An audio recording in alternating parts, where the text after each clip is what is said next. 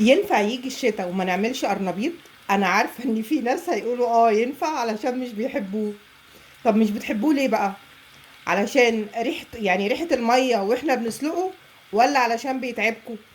ايا كان، سواء كده او كده، هنقول مع بعض النهارده ان شاء الله شويه تريكات كده مهمه قوي واحنا بنسلقه. وانسوا بقى، انسوا اي ريحه ولا اي تعب منه. بس كملوا معايا الفيديو للاخر، يلا بينا نبدأ كده ونقول بسم الله. انا هنا جبت القرنبيطه، مش كبيره ومش صغيره، حجمها وسط. نبدا كده نقطعها مع بعض. انا هنا وانا بشتريها الراجل شالي الجزء كده اللي بيبقى فوق. انا ممكن الاول بايديا كده اهي. طبعا احنا لسه ولا غسلناها ولا عملنا اي حاجه خالص. اشيل كده الزهره، يبقى حجم الزهره حلو كده.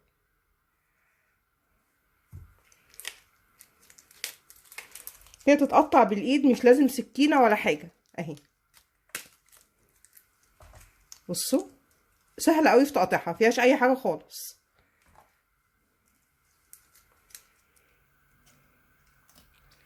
انا كده خلاص قطعتها كلها. هاخدهم بقى اغسلهم وبعدين نشوف هنسلقهم ازاي. يلا بينا. زي ما انتم شايفين عندي هنا الميه بتغلي اللي هسلق فيها القرنبيط. شويه بقى التركات اللي هنعملها واللي هتخلي مفيش ريحه للقرنبيط خالص، ولا هيتعب القولون بتاعنا كمان. الاول شويه ملح وشويه كمون. تمام. عندي بعد كده شويه من اللبن. حلو الكلام. وكمان قرن فلفل حامي، بنقطعه كده من النص كده. وانسوا بقى اي ريحه للقرنبيط.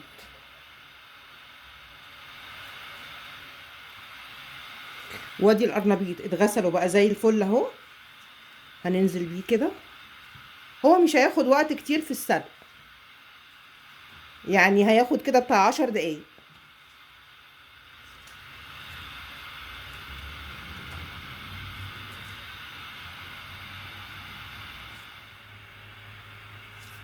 كده عدى عليه 10 دقايق. ازاي بقى اتاكد ان هو استوى؟ نطلع كده اي واحده. بسم الله. هنعملها كده بالشوكه. احط كده فيها الشوكه، دخلت فيها بمنتهى السهوله. هو كده خلاص تمام واستوى، وهطفي عليه. وبعد ما هطفي عليه هحطه في مصفى واديله كده شطفه تحت الحنفيه. هنعمل دلوقتي الخلطه بتاعته. عباره عن ايه بقى؟ هنا عندي بيضتين، هحط عليهم معلقه من الخل،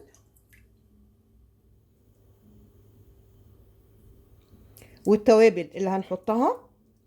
هنا عندي ملح، كركم، كزبره ناشفه، كمون، توم باودر.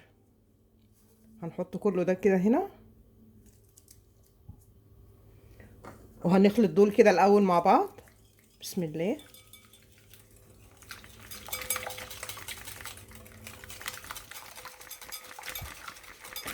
وهضيف كوبايه من الحليب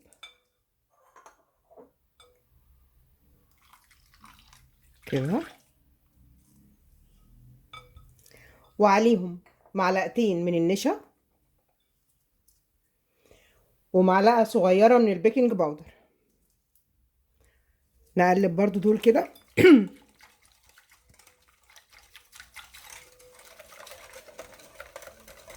وهضيف عليهم كوبايتين من الدقيق. نحط كده اول واحده ونقلب.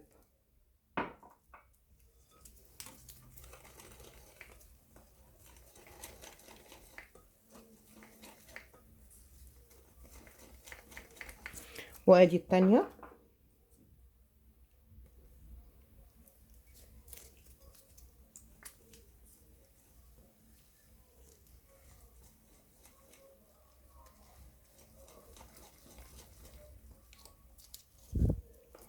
هو كده محتاج ان انا ازود له كمان شوية من الحليب. بسم الله.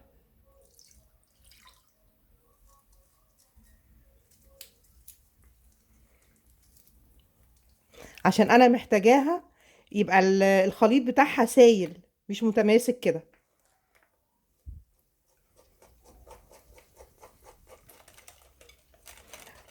انا عايزاه يبقى بالشكل ده. بصوا، هضيف بقى اخر حاجة عندي شوية من البقدونس، يعني دول حوالي نص حزمة بقدونس. هقلبها برضو. اللي ما بيحبش البقدونس يا جماعة يحط كزبرة، مفيش مشكلة خالص.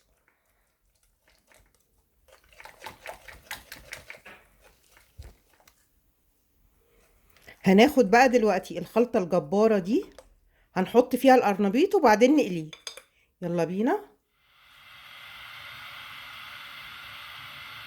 الزيت اللي هنقلي فيه لازم يكون زيت غزير، واسيبه يسخن قوي، وبعد كده اهدي عليه النار، اخليها وسط يعني. بصوا، عايزه اوريكم شكل الزهره، حلوه جدا جدا ما شاء الله، يعني مستويه وفي نفس الوقت متماسكه جدا. دلوقتي بقى هنغطسها كده جوه الخليط الجميل بتاعها ده كده.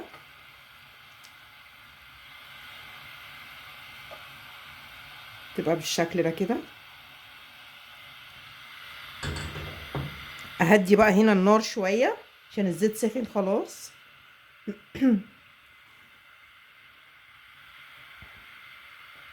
بسم الله.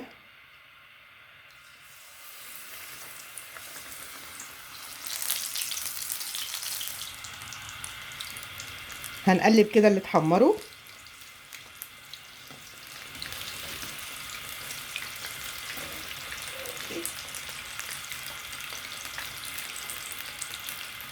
ريحتهم طالعه تجنن، والله يا جماعه بمنتهى الامانه حلو جدا جدا.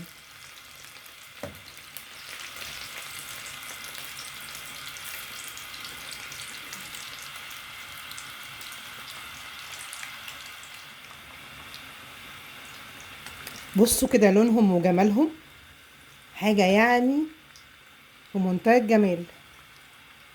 انا بقى مجهزه هنا جنبي مصفى علشان يفضلوا مقرمشين، لو حطيناهم على مناديل هيطروا، فانا عايزه احتفظ بيهم كده بالقرمشه بتاعتهم.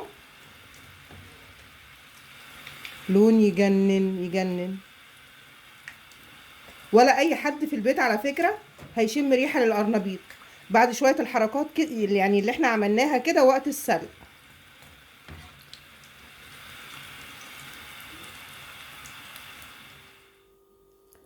الشكل النهائي لطبقنا النهارده ما شاء الله حلو جدا، وصدقوني مش شكل وبس، هو طعم وريحه وكل حاجه. تقدروا بقى وقت التقديم تقدموه زي ما انا مقدماه كده، او زي ما تحبوا. انا هنا مثلا عملت ايه، حطيت تحت في الطبق شوية بقدونس كده محترمين، مع شوية طماطم شيري، مع قرن شطة واحد. ان شاء الله تجربوا وصفة النهاردة وتطلع احلى واحلى كمان من ايديكم، وبألف هنا وشفا ليكم مقدما.